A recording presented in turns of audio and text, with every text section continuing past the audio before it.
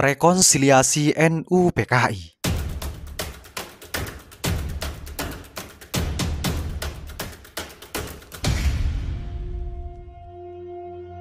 Melihat sejarah yang terjadi sebelumnya menunjukkan bahwa benturan antara NU dengan PKI itu terjadi dalam waktu yang amat panjang. Dimulai sejak terjadinya peristiwa tragis pembantaian para ulama dan pemberontakan PKI di Madiun pada tahun 1948.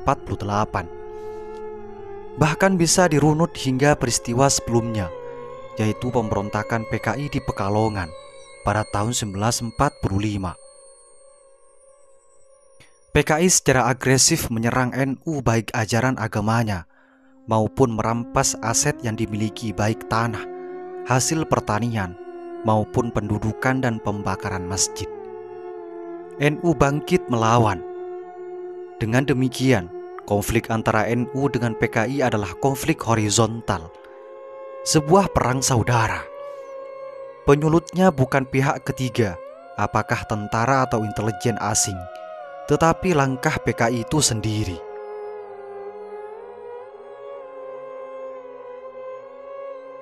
Keduanya memang memiliki ajaran dan strategi yang berbeda. Yang satu bersikap agresif, NU hanya bersifat defensif. Perang melawan komunisme hanya untuk membela diri. Marxisme mengajarkan paham ateisme. Kemudian oleh komunisme ajaran tersebut dilaksanakan dalam bentuk anti-ateisme yang berusaha mengikis segala bentuk kepercayaan kepada Tuhan. Karena ini merupakan penghambat menjadikan masyarakat tidak progresif. Sebagai salah satu wujud dari komunisme, maka PKI merupakan bagian dari kelompok yang bertujuan untuk menyingkirkan semua kepercayaan agama. Semangat anti-agama dengan sendirinya telah terbangun dalam PKI. Apa yang menjadi prinsip PKI tersebut dilaksanakan dalam aktivitas sosial dan juga politik mereka. Dengan sikap itu, benturan NU dengan PKI tidak bisa dihindari. Sementara kalangan NU dalam posisi bertahan dari serangan mereka yang sangat agresif, yang tidak hanya menghina Tuhan, tetapi juga menduduki dan merusak masjid, serta pesantren dan membunuh para kiai dan ulama selama beberapa dekade.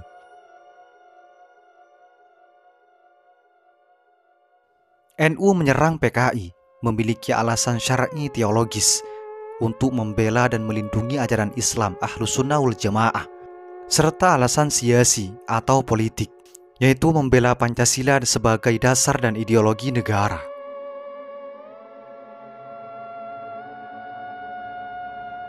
Perang menghadapi PKI bagi NU adalah jihad yang wajib dilaksanakan untuk membela Islam dan membela negara.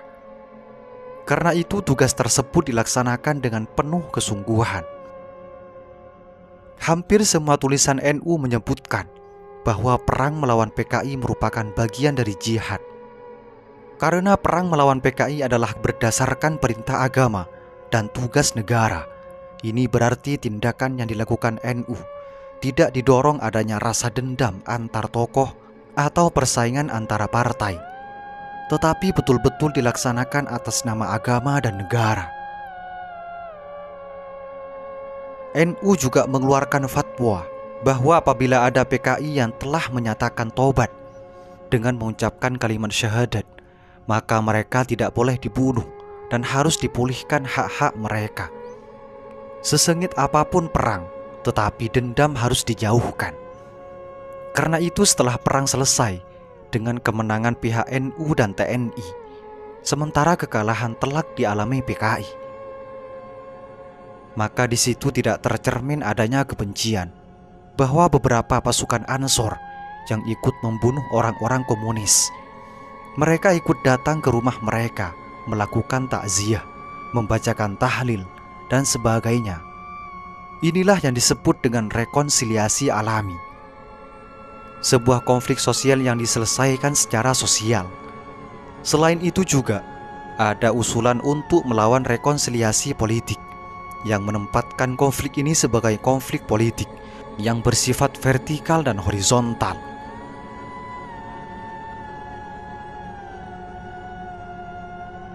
Itulah rekonsiliasi NU PKI.